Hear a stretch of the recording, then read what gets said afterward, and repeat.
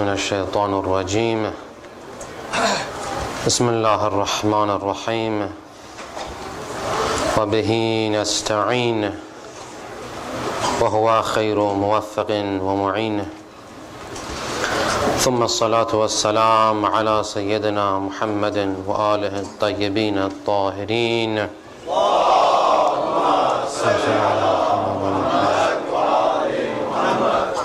واللعن الدائم على أعدائهم أجمعين. Alhamdulillah Rabbil Alameen. Last night I explained that there are three main objectives that the Ahlulbayt pursued in the course of their lives and their activities. Three main objectives. One, preserving and strengthening the Shia community. Two, introducing to the rest of the Islamic Ummah the true Islam, the true Word of God.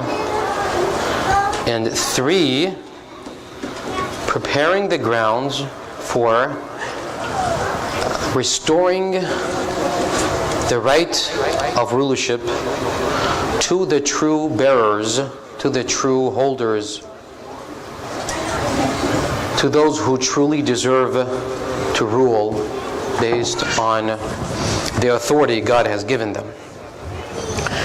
Now, they cannot, for the most part, they cannot bring their walayat takwini, their existential authority, to bear on these matters and affairs. They do occasionally resort to their walayat takwini, especially in the context of hidayat batini, which I only alluded to. But the main part of their activities are done based on their normal knowledge and capabilities. Because as I explained the previous nights, if they were to use their walayat takwini, it would go against the purpose of the creation of humankind. Alright, so there are several strategies that the Ahlul Bayt employ to pursue these objectives. One of these strategies is taqiyya. It's one of those concepts that is largely misunderstood. And it's because of this misunderstanding that I decided not to define it at first. Although some of the brothers suggested that it may have been better if we had defined taqiyya at first, and maybe it would have been better. But I thought it's better to give you the context and some of the examples and thereafter define taqiyya based on that context and see how afterwards see how it bears in our lives and how it can show us what we need to do to further the cause of Islam.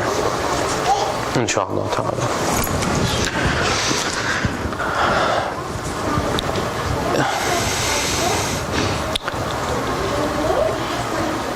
As I explained last night, taqiyya is so much emphasized, receives so much emphasis in the corpus of tradition, in the Jawami' Rawayi. It's really surprising. Like when you read the Rawayat, it seems to be an essential aspect of the Shia faith, an essential component of the Shia faith, and that's why it's so important to talk about it. I alluded to this rawaya last night. The rawaya is from Sadiq. At-taqiyyatu dini wa dinu abai wa la dina liman la taqiyyata lah. Taqiyya is the religion, or it's a doctrine that I believe in and that all my fathers believed in, And whoever does not believe in taqiyya is not a mu'min.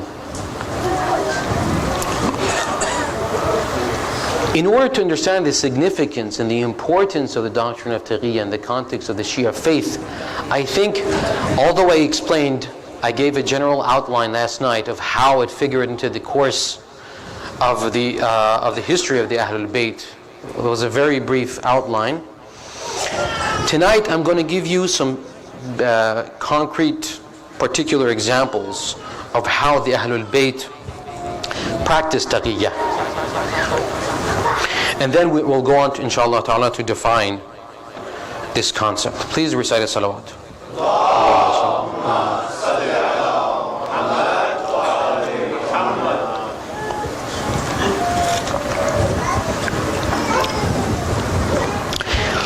I've written down a few rawayat here. The first one, the narrator is Zurara ibn A'yan. Keep him in mind because the next rawayah has to do with him. Zurara, for those who are familiar with the Shia tradition, with the corpus of Shia tradition, he's a very important person. A lot of the rawayat and the Shia corpus relating to ahkam or through Zurara. Like if you look up the chapters on ahkam, whether it's Kafi or Wasa'il al-Shia or wherever, Tahdhib, Istibsar, a lot of the rawayat you'll find they go back to Zurara, this particular person. He was the companion of Imam Baqir and Imam Sadiq. At the time of Imam Baqir, he was really young. He spent most of his time with Imam Sadiq.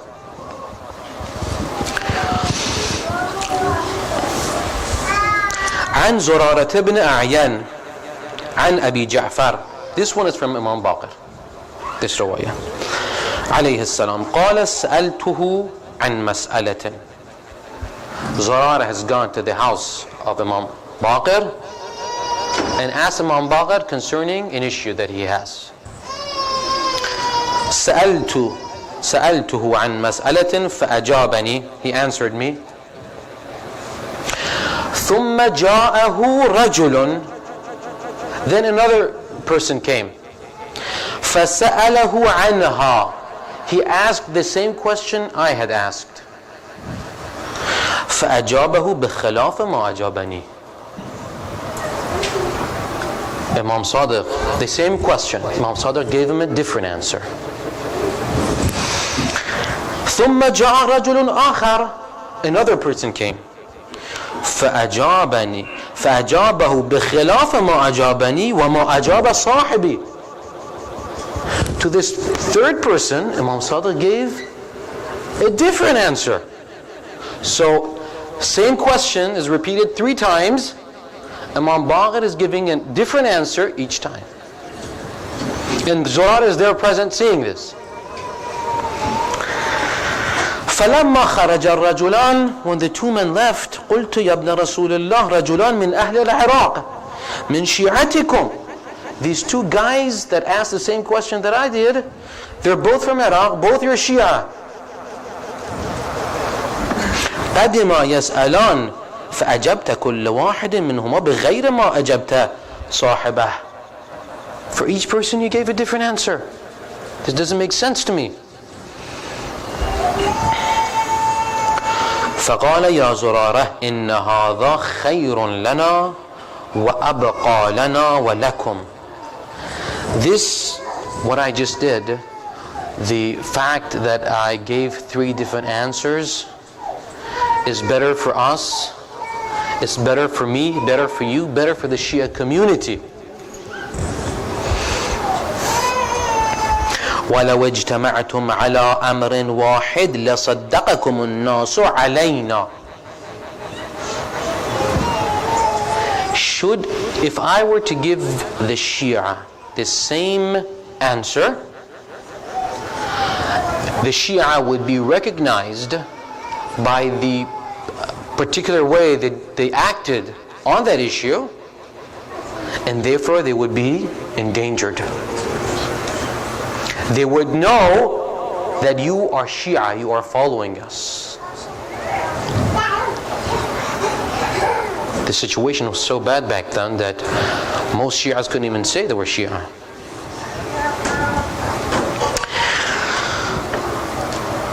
وَكَانَ أَقَلَّ لِبَقَائِنَا وَبَقَائِكُمْ. And if I were to give you the same answer, to give you the true answer, it would be detrimental for the Ahlulbayt and also for the Shia community. قال, Zurara continues the narration by saying, I narrated this account to Imam Sadiq. This was with Imam Baqir. After Imam Baqir passed away, and one day Zurara goes to Imam Sadiq and tells him that this story that I went to your father, and this happened. 3 different individuals, Shia people came, and he gave different answers to each one. ثم قلت لأبي عبد الله عليه السلام شيعتكم. Okay, seems like I missed a few lines. He goes to Imam Sadiq. He goes to Imam Sadiq and narrates the story, and he tells Imam Sadiq, Zurara tells Imam Sadiq, شيعتكم لو حملتموهم على الأسنة أو على النار لمضوا. Your Shias are really strong in their faith. If you were to tell them to tread on the heads of spears or go through fire, they would listen to you. This is a very important passage here. It's important to understand this passage for understanding the concept of taqiyya. So Shias are not afraid. Okay, taqiyya, just a brief reference, taqiyya is not about cowardice. Okay. Zurara is telling Imam Sadiq that if you were to ask your Shia to walk on the heads of spears or walk through fire, they would do so. وَهُمْ يَخْرُجُونَ مِنْ عِنْدِكُمْ مُخْتَلِفِينَ. But when they leave, they have received different answers. How is that? قال فأجابني بمثل جواب أبيه. Imam Sadiq said the same thing that Imam Baqir had said. In other words, if we were to give the same answer, you would be recognized as Shias and you would be persecuted, and that would undermine the Shia community. That would endanger the Shia community.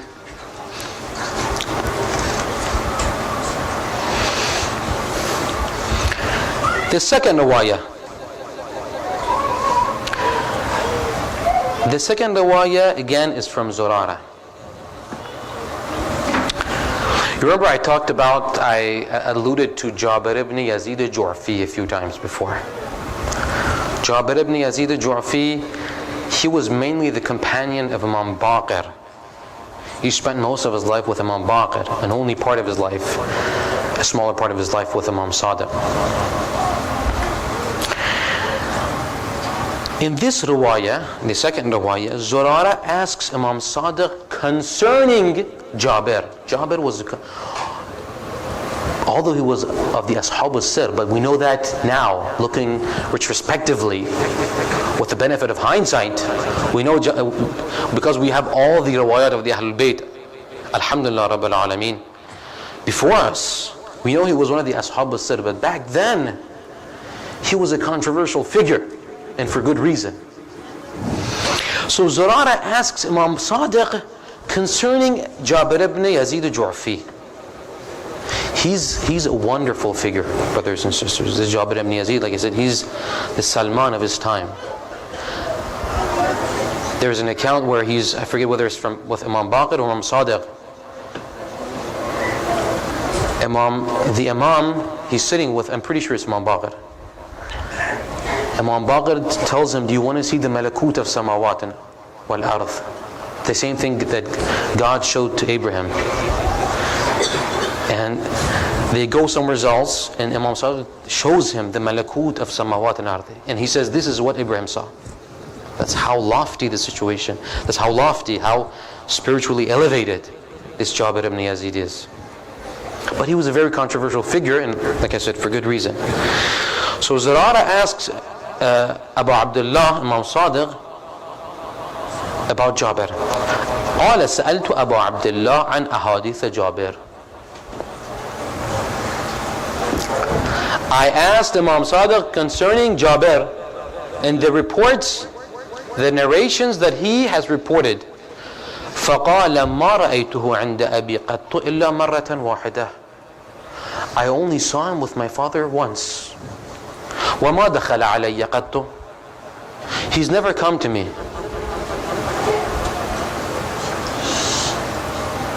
He's never come to me. What do you understand from this riwayah?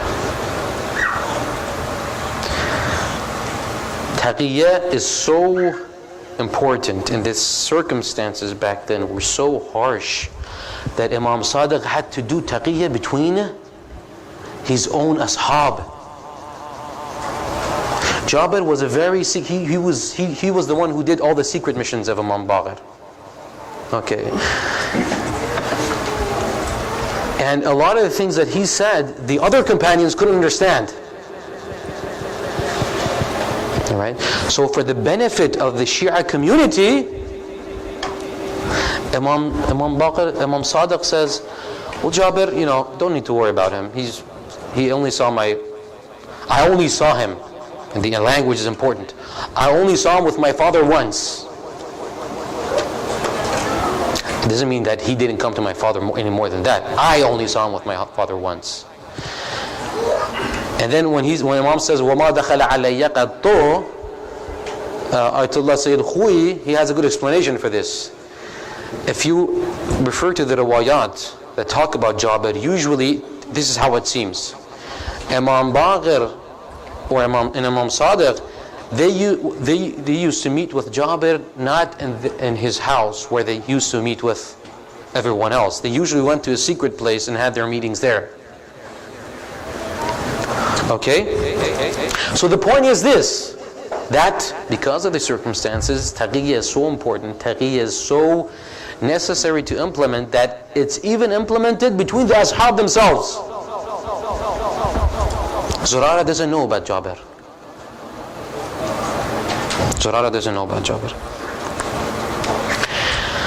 The next riwayah is from Jabir. عن جابر قال دخلت على أبي جعفر. This is the first time Jabir goes to see Imam Baqir. قال دخلت على أبي جعفر وأنا شاب فقال من أنت. Imam Baqir tells Jabir, who are you? قلت من أهل الكوفة. قال من من? He says, I am from Kufa. Imam Baqir asks, from which tribe? قلت من جعفي. I am from the tribe of Ju'fi. قال ما أقدمك إلى المدينة. What has brought you to Medina? قلت طلب العلم. I want to seek knowledge, the true knowledge. قال من من? Who do you intend to seek knowledge from? Because there's a lot of contenders in Medina at that time. قال قلت منك. I want to seek knowledge from you. Imam Baqir sees the potential in this guy right away. Okay, this is one of those rare occasions. قال فإذا سألك أحد من أين أنت فقل من أهل المدينة. This guy is coming from Kufa. Right away, after just becoming acquainted with this guy, Imam Baqir tells him, if someone asks you where you're from, say I'm from Medina, not from Kufa.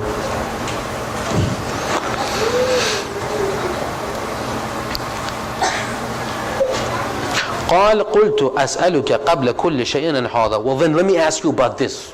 First things first. أيحل لي أن أكذب? Is it permitted to lie? قال ليس هذا بكذب. من كان في مدينة فهو من أهلها. Whoever is in Medina is considered one of the Ahl of Medina. You're not lying. حتى يخرج. Until you leave Medina, you're one of the Ahl of Medina.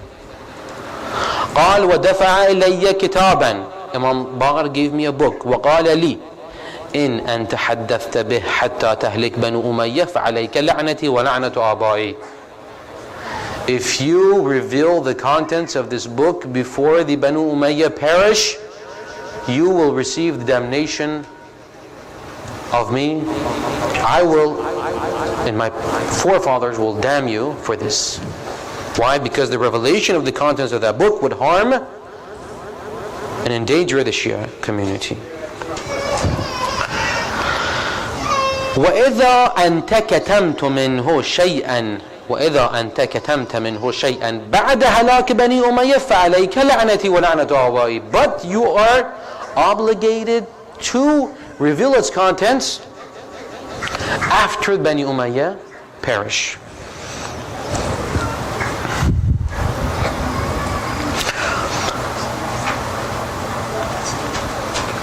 وإذا أنت كتمت منه شيئا بعد هلاك بني أمية فعليك لعنتي ولعنة آبائي.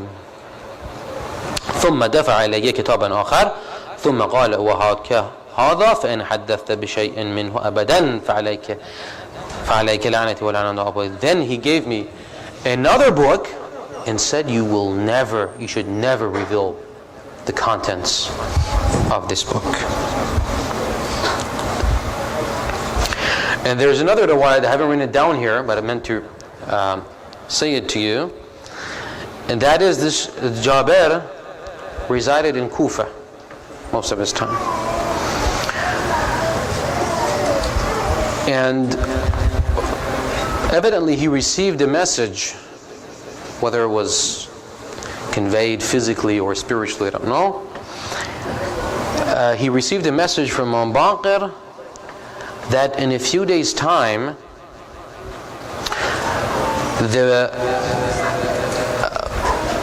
the soldiers or the people of Bani Umayyah are going to come to you to apprehend you, to get you. What he did, Jabir started acting like he was insane, like he'd gone insane. All of a sudden he started acting like a kid. He started running around, playing with kids. And then the people of Bani Umayyah, the officials, the agents of Bani Umayyah came and saw, they asked about him, and they were told that he'd gone insane. And they went and saw him for themselves. And so they left him alone and went and reported that he'd gone insane. And after a few days, he returned back to normal. He started acting like a normal person. These were some instances of how the Ahlulbayt implemented taqiyyah. Okay. Now, based on these riwayat, we are now, inshallah, in a good position to define what taqiyyah is. For one thing, brothers and sisters, and I'm reiterating this, taqiyyah is not cowardice. Like I said, unfortunately, taqiyyah is largely misunderstood. It is not being passive. Okay? It is not acting carelessly, acting whatever the circumstances bring you, you act accordingly. That's not what taqiyyah is. Taqiyyah is different from talawwun. The riwayat of the Ahlulbayt have contrasted taqiyyah with talawwun. There's a very lengthy hadith from Amir al-Mu'minin Ali alayhi salam. Allahumma salli ala Muhammad wa ala in Tuhaf al-Ughul. Tuhaf al-Ughul is one of the very old and credible books of Shia. He's talking about what will happen after himself. The trials and tribulations that will befall the Shia community after Imam Ali passes away, after he himself passes away. لو قد فقدتموني لرأيتم بعدي أشياء يتمنى أحدكم الموت مما يرى من الجور والعدوان والأثرة والاستخفاف بحق الله وَالْخَوْفَ عَلَى نَفْسِهِ. After me, you will encounter such problems that you will wish that you had died. فَإِذَا كَانَ ذَلِكَ فَاعْتَصِمُوا بِحَبْلِ اللَّهِ. When that happens, when that time comes, seek refuge to Hablullah, to the cord of God, which are the Ahlulbayt. وَلَا تَفَرَّغُوا عَلَيْكُمْ بِالصَّبْرِ وَالصَّلَاةِ وَالتَّقِيَّةِ. It is upon you to resort to sabr, patience, endurance. As-salah, pray a lot. Do your wajibat and do your nawafil as well, if you can. وَالتَّقِيَّةِ. And also observe taqiyah. وَاعْلَمُوا أَنَّ اللَّهَ عَزَّ وَجَلَّ يَبْغُضُ مِنْ عِبَادِهِ التَّلَوُّنَ. But be careful that this taqiyah doesn't lead to talawun. لَا تَزُولُوا عَنِ الْحَقِّ وَأَهْلِهِ. Okay, make sure, although you observe taqiyah, although you're hiding your true faith, make sure you do not stray from the haqq. فَإِنَّ مَنْ اسْتَبْدَلَ بِنَا هَلَكَ. Those who seek another path other than our path, they will surely perish. Therefore, brothers and sisters, for one thing, taqiyya is not carelessness. Okay, you can't say wherever you feel uncomfortable, I'm going to do taqiyya and I'm going to not do what my duty is. That's not what taqiyya is all about. That's a wrong application of taqiyya. There are brothers and sisters who, when they're traveling, okay, they're traveling and they're in the airport, they go to the public bathrooms, they don't feel comfortable to make wudu. So, okay, I'm going to do taqiyya and make tayammum. That's not an application of taqiyya. Okay, there's no danger that may come from you. That making wudu in public, although it's America, although it's the West, making wudu in public won't endanger the Shia community. It won't endanger you. So for one thing, taqiyya is not carelessness. Taqiyya, brothers and sisters, comes from the root waqaya, the same root that taqwa and waqaya come from. Correct? Essentially speaking, taqiyya means to shield yourself, to protect yourself against danger. That's why we have the rawaya or multiple rawayat from Imam Sadiq alayhi salam, where he says, at-taqiyyatu tursul mu'min. At-taqiyyatu tursul mu'min wa at-taqiyyatu hirzul mu'min. Taqiyya is the shield of the mu'min. It's not cowardice again. Remember the rawayat that I read to you, that Zurara tells Imam Sadiq, the Shia are ready to tread on the heads of spears and to go into fire for your sake. Okay, so they're not cowards. Taqiyya is a shield. It's to protect ourselves and to protect the community. Taqiyya means, brothers and sisters, to be smart, to be vigilant, to be cognizant, to be aware of our conditions and circumstances, of our surroundings.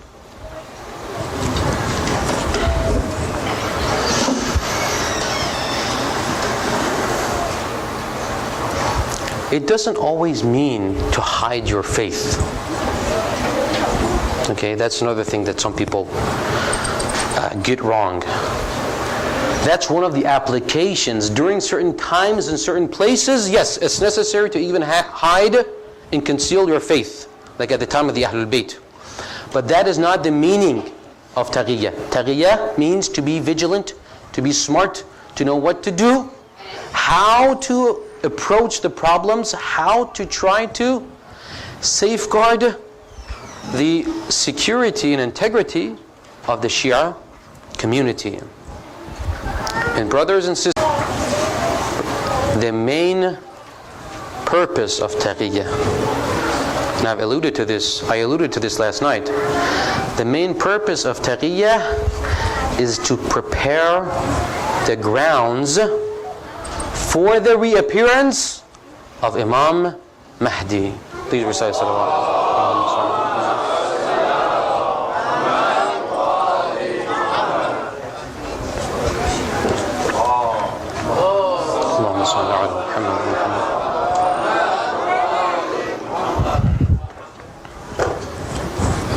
Taqiyya is to prepare the grounds for the reappearance of Imam Mahdi. You might say, how do you make that connection? See, brothers and sisters, first we need to understand what it means, what goes into the reappearance of Imam Mahdi. How will the reappearance of Imam Mahdi take place? Alright? It's incorrect to assume that Imam Mahdi is going to all of a sudden reappear and all of a sudden utilize his wilayah, al-wilayah at-takwiniyah, take out his magic wand and convince everyone to follow him. If he were to do that, he would never have gone into occultation. He would have done that over 1,000 years ago. He didn't need to go into occultation. In order for him to return, in order for his reappearance to happen, brothers and sisters, he needs to have a strong power base. He needs to have a strong power base that can support him.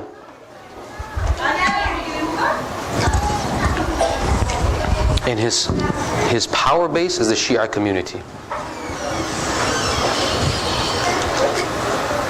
Not the Shia community in Iran, not the Shia community in Iraq. The Shia community all over the world. Okay? The Shia community forms the power base of Imam Mahdi. It's the Shia community that is going to support him when Imam Mahdi reappears. And therefore it is essential and crucial to strengthen and protect the Shia community. And anything that harms the Shia community, anything that undermines the Shia community must be avoided. This is what taqiyya means.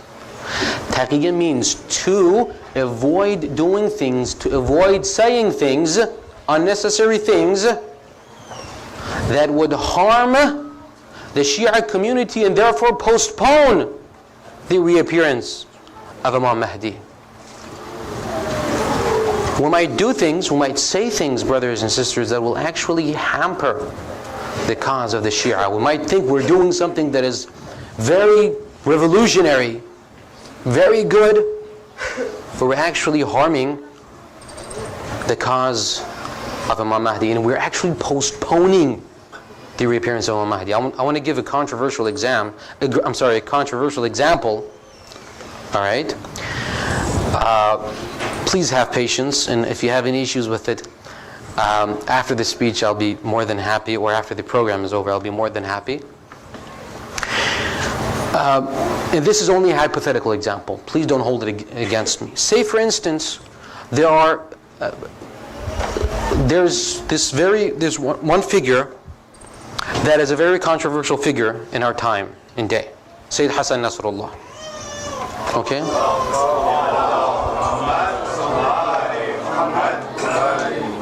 He's respected by many Shias. Okay? But he's a very controversial figure. And in the West, especially in America and many other places, if you openly if you openly support him, and if you openly hold his picture, and so on and so forth, might cause problems. Say for instance, you have people in this community who hold Sayyid Hassan al-Islam dear. Okay, a hypothetical example. And they want to have a big picture of him right over here. Okay, and they do so, and then the community is shut down. Okay, now, does that harm the cause of the Shia, or does it help the cause of Shia? The brothers who might do that, they think they're doing something very revolutionary, and I don't hold it against them. They think they're doing something that is for the benefit of the Shia. But if you weaken the Shia community, okay, brothers and sisters, you are, whether you know it or not, you are postponing the reappearance of Al-Mahdi. If he were to reappear in 2 years' time, our wrong actions may postpone that for another 10 years. Now this is the example that I just gave as a hypothetical example. Or you might say, no, this is not the case. It's not gonna, they're not going to shut down the center because of a picture of Sayyid Hassan al-Islam. That's fine. My example is a hypothetical example. All right? So if we do something wrong, that might postpone the reappearance of Al-Mahdi. If he's inshaAllah ta'ala to reappear in 2 years, we may postpone. Just as the example that I gave last night. It was Imam Baqir and Imam Sadiq that were supposed to establish the hukuma of the Shia. But because the Shia of the time, they did not observe taqiyah, it was postponed indefinitely.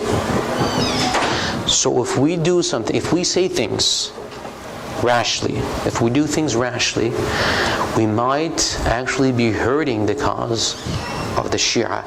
If we know some secrets or some issues that some of the brothers and sisters have, and we reveal these secrets and issues, okay, we are undermining the Shia community of our own place, of our own city, of our own region, and we are therefore undermining the Shia community at large, and therefore we are postponing the reappearance of Al-Mahdi. Why? Because, as I said, Imam Mahdi needs a strong Shia community all over the world in order to reappear. That's how it works, inshallah ta'ala. So by the right of Imam Hussein, by the right of the companions of Imam Hussein, by the right of the family of Imam Hussein, let's pray, inshallah ta'ala, that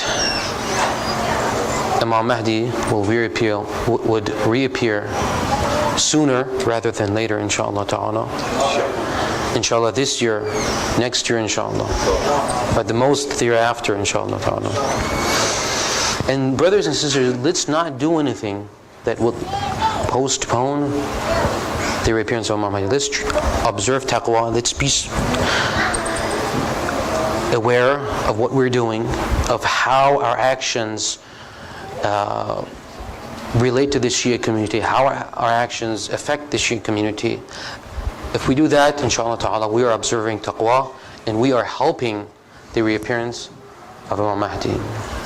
Please say a salawat.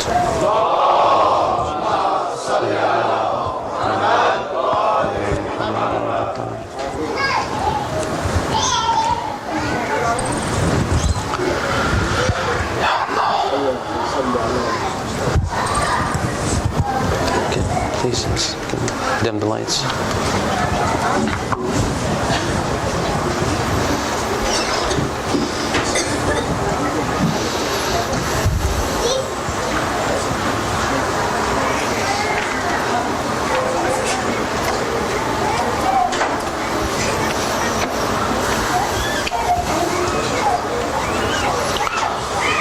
يا أبا عبد الله الحسين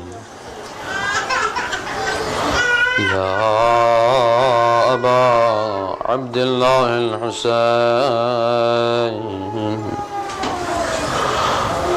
يا أبا عبد الله الحسين. Brothers and sisters, tonight is the 7th night.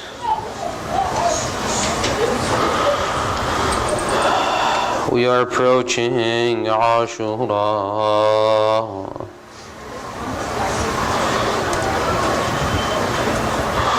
We are approaching the time, the day,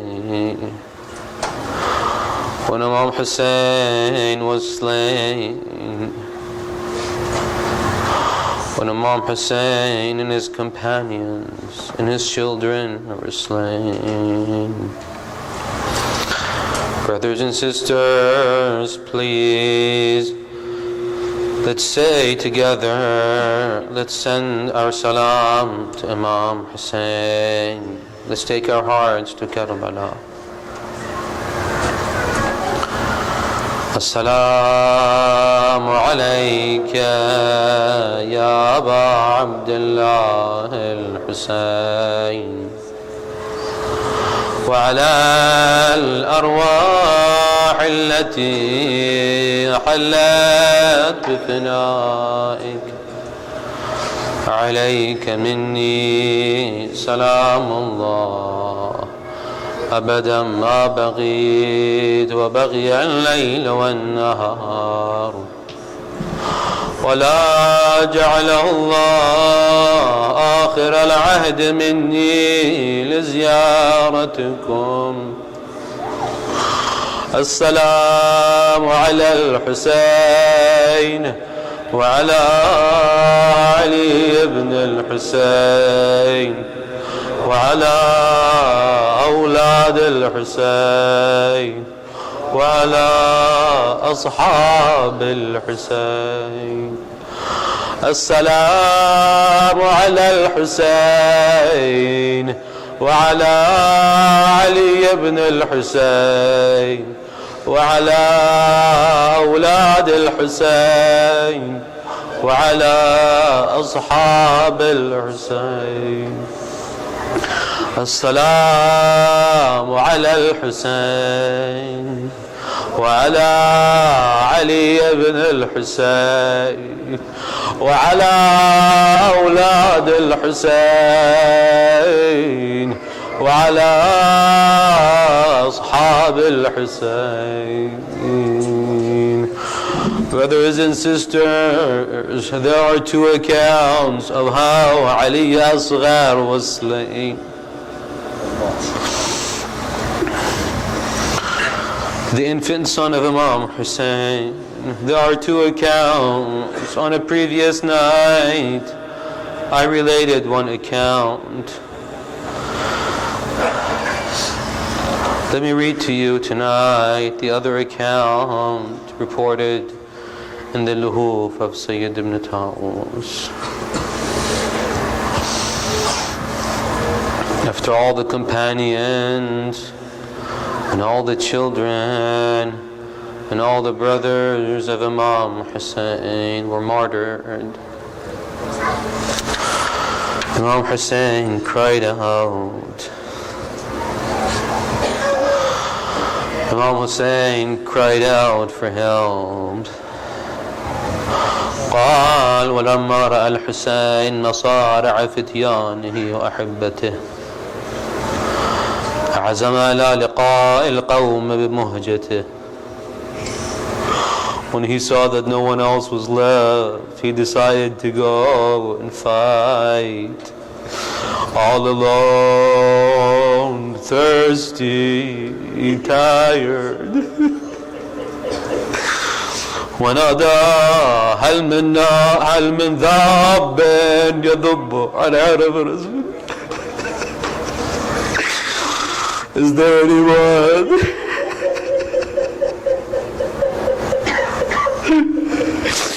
Is there anyone to defend the family of the Prophet?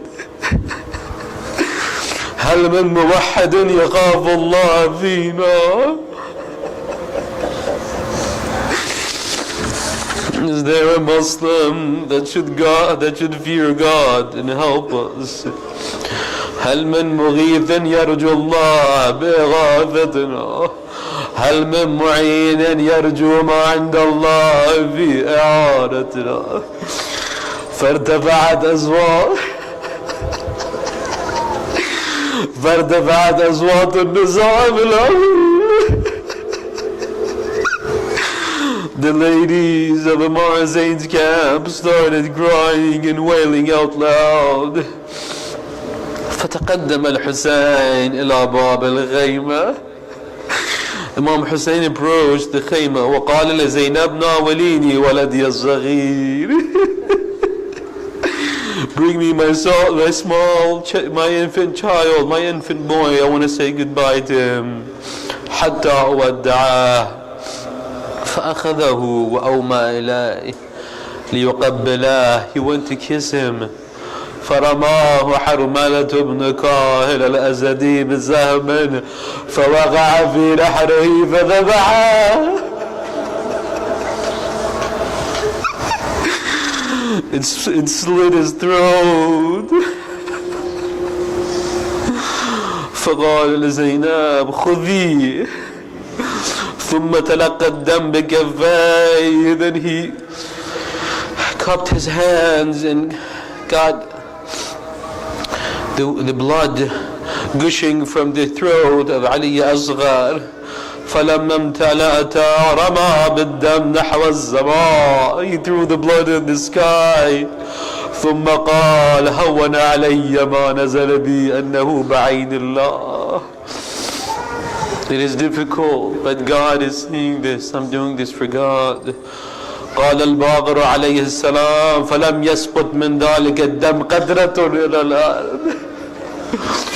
All the blood was taken by the angels, not a drop of it fell on the ground.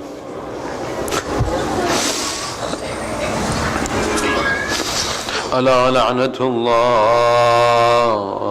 على القوم الظالمين. ألا لعنة الله على القوم الظالمين. وسيعلم الذين ظلموا أي منقلب ينقلبون.